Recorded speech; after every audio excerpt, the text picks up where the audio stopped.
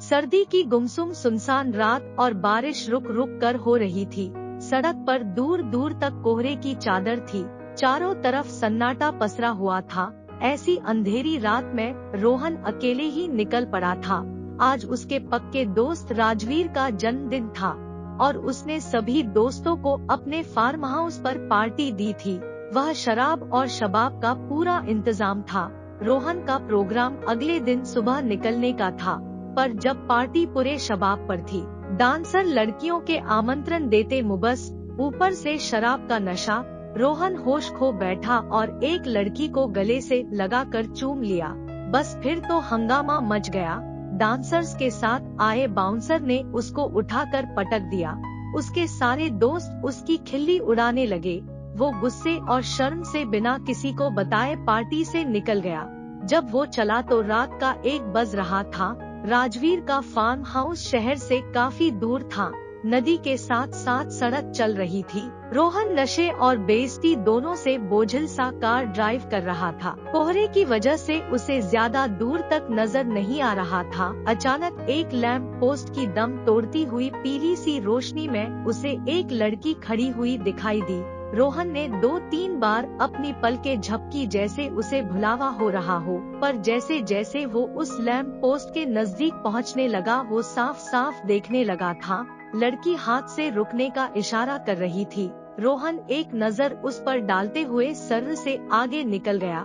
फिर कुछ सोचकर उसने गाड़ी रोक ली। कार पीछे करते हुए उसकी नजर लगातार उस लड़की पर ही थी। वो उसके पास जाकर रुका और शीशा नीचे करते ही वो लड़की पास आ गई। सर प्लीज शहर तक छोड़ देंगे। रोहन ने नजर भरकर उस लड़की को देखा। गोरा रंग, पतली कमर, उन्नत वक्ष, कमाल की खूबसूरत। रोहन ने दरवाजा खोलते हुए कहा, आइए ना। लड़की झिझकती हुई आकर बैठ गई। उसकी साड़ी भीगी हुई थी और बाल भी। रोहन को देखते हुए बोली, बहुत देर से इंतजार कर रही हूँ पर कोई आया ही नहीं, बस अभी बारिश होकर रुकी है। रोहन उसकी गीली साड़ी में उभरे हुए अंगों में खो सा गया था। वो सकपकाया और बोला, कोई बात नहीं। गाड़ी आगे चल पड़ी। तभी रोहन ने कहा, आप भीग गई हैं, मैं ब्लोअर की हीट बढ़ा देता हूँ। वो अपनी जैकेट भी उस लड़की को दे सकता था, पर वो उस भीगी साड़ी में से झांकते अंगों का नजारा देखने से चूकना नहीं चाहता था। लड़की हल्की सी आवाज में बोली, थैंक्स। रोहन बात आगे बढ़ाते हुए बोला, आप इस वक्त यहाँ पर अकेली क्या कर रही थी? वो लड़की बोली, मैं अपनी सहेली के साथ उसके दोस्त की पार्टी में आई थी, पर वहाँ का माहौल ऐसा हो गया कि मुझे अकेले ही निकलना पड़ा। फार्म हाउस से 4 किलोमीटर पैदल चलकर मैं सड़क तक आई हूँ। रोहन को सहर्ष ही विश्वास हो गया। अब रोहन का ध्यान सड़क पर कम और उस अनजान लड़की पर ज्यादा था। वो लड़की भी रोहन की चोर नजरों को पहचान रही थी। एक तरफ घूमते हुए उसने अपने बिखरे बालों को समेटा और साड़ी के पल्लू से पोंछने लगी। लो कट ब्लाउज और पल्लू हट जाने से उसके शरीर का ऊपरी भाग लगभग नग्न हो उठा। रोहन की आंखें चौंधिया गई। दुधिया रंग और बलखाता हुआ शरीर। रोहन अपना कंट्रोल खोता जा रहा था। किसी तरह अपने आप पर काबू पाते हुए पूछा, आपका नाम क्या है? छाया।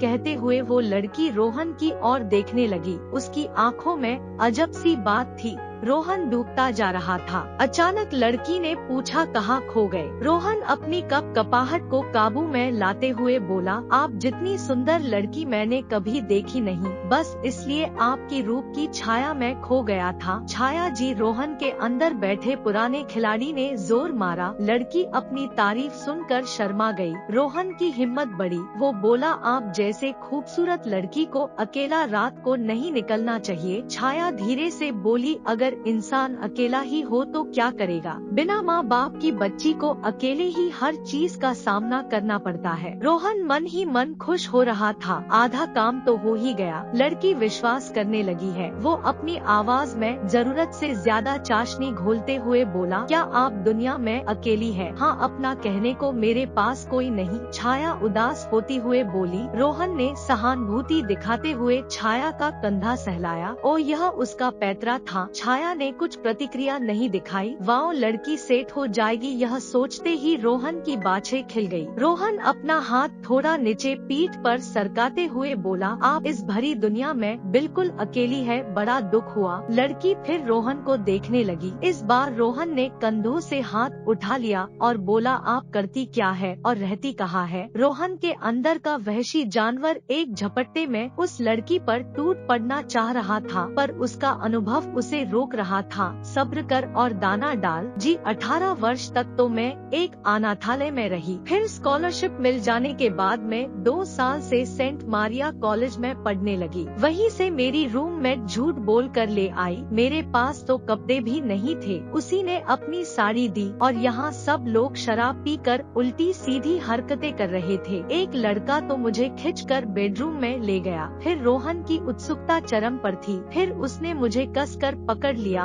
और मुझे चिल्लाने भी नहीं दिया। कैसे साथ? रोहन ने जल्दी से पूछा। लड़की उसकी उत्सुकता का मजा ले रही थी। वो मुस्कुराते हुए बोली, आपको नहीं पता कैसे? रोहन का दिल बल्लियों उछलने लगा था। ओहो, उतनी शरीफ नहीं है जितना लग रही थी। फिर क्या हुआ? छाया इस बार जी लगाने का तकल्लुफ नहीं किया रोहन ने। फिर मैंने बड़ी मुश्किल से अपने आप को छुड़ाया और वहाँ से भाग निकली। शाबाश कहकर रोहन ने अपना हाथ उसकी जांघों पर मारा। छाया थोड़ी सी सकपकाई और बोली, कुछ नहीं। रोहन की हिम्मत बढ़ने लगी थी। तुम खूबसूरत तो हो ही, बहादुर भी हो।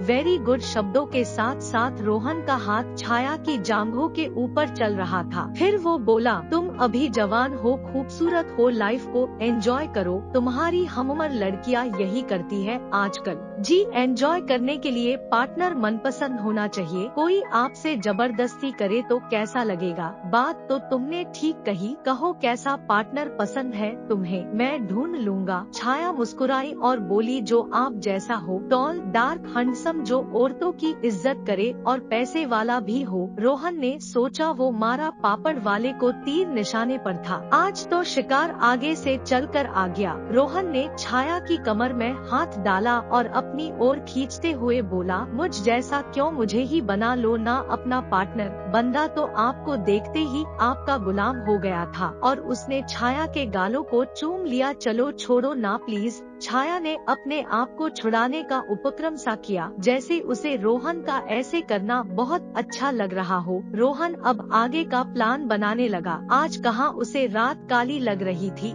और अब तो वो यह रात रंगीन करना चाहता था। जल्द से जल्द उसने गाड़ी कच्चे रास्ते पर मोड़ दी। छाया उसके कंधे पर आंखें मूंदे हुए लेटी थी। जब उबड़ खाबड़ रास्तों पर गाड़ी उछलने लगी तो वो चौंक के उठी। क्या हुआ? रोहन बोला, कुछ नहीं, शहर का शॉर्टकट रास्ता है, जल्दी पहुंच जाएंगे। थोड़ा और अंदर नदी की तरफ जंगल में आगे बढ़ने पर रोहन ने गाड़ी रोक दी। लगता है इंजन गर्म हो गया है। रोहन गाड़ी से उतरकर बोनट उठाते हुए गाड़ी को चेक करने का नाटक करने लगा। छाया भी नीचे उतर आई और अंगड़ाई लेने लगी। रोहन उसको ही देख रहा था। अब उससे और रुका नहीं गया। उसने जाकर छाया को दबोच लिया और बेतहाशा उसे चूमने लगा। छाया के बालों से गिरता पानी और उसके गिले कपड़े उसे भिगोए दे रहे थे, पर इस सर्द रात में उसे ठंड की परवाह ही कहाँ थी। छाया चुपचाप संपर्क कर चुकी थी। रोहन उसे गोदी में उठा पास के एक पत्थर पर ले गया। वो आज उसकी उड़ाई गई खिल्ली और बेइज्जती के पलों का सारा बदला छाया से उतारेगा। छाया को प्यार करते हुए पता नहीं क्यों उस डांसर लड़की का चेहरा उसके सामने आ रहा था। कैसे वो उसके पीटने का मजाक उड़ा रही थी। वो सारी हवस छाया पर उतार देगा। छाया पत्थर पर आंखें बंद किए पड़ी थी, बिल्कुल शांत। रोहन उस पर टूट पड़ा। अचानक उसका शरीर पत्थर से रगड़ खाने लगा। उसने आंखें खोली तो छाया वहाँ नहीं थी। रोहन चौंक के उठा। अपने कपड़े ठीक करते हुए वो इधर उधर देखने लगा। तभी एक पेड़ के नीचे छाया बिना कपड़ों के खड़ी दिखाई दी। वो हंसते हुए उसे ही बुला रही थी। रोहन की सोचने समझने की शक्ति कम हो गई थी। वो इस समय वासना के पंजों में जकड़ा हुआ था। वो छाया की तरफ बढ़ने लगा। छाया की हंसी अब अट्टहास में बदल चुकी थी। रोहन ठिठक कर रुक गया। छाया का कद बढ़ने लगा। वो पेड़ से भी लंबी लगने लगी। उसने अपना हाथ बढ़ाया, आओ प्यार करो मुझे, आओ मेरे पास रोहन। एक चीख के साथ जंगल में फिर से सन्नाटा छा गया। अगले दिन शहर के हर व्यक्ति की जुबान पर चर्चा थी, जंगल वाली सड़क पर फिर एक नौजवान की लाश नदी किनारे मिली है। आखिर क्यों वो जंगल के अंदर गया? उसकी कार भी ठीक ठाक थी, शरीर पर हल्की खरोचों के अलावा कोई चोट नहीं। अखबारों में यह खबर कुछ दिन सुर्खियों में बनी रही, फिर लोग इस किस्से को भी भूल गए, पर वो छलावा आज भी उस लैंप पोस्ट के नीचे सुनसान रात में इंतजार करता है, किसी हवस के अंधे का। शाबाश, ये छाया तो मोह माया निकली। चलो मुझे भी लैंप पोस्ट के नीचे सुनसान रात में किसी का इंतजार करना है। इस वीडियो पे क्लिक करो, आपसे वहीं मिलते हैं, बाय।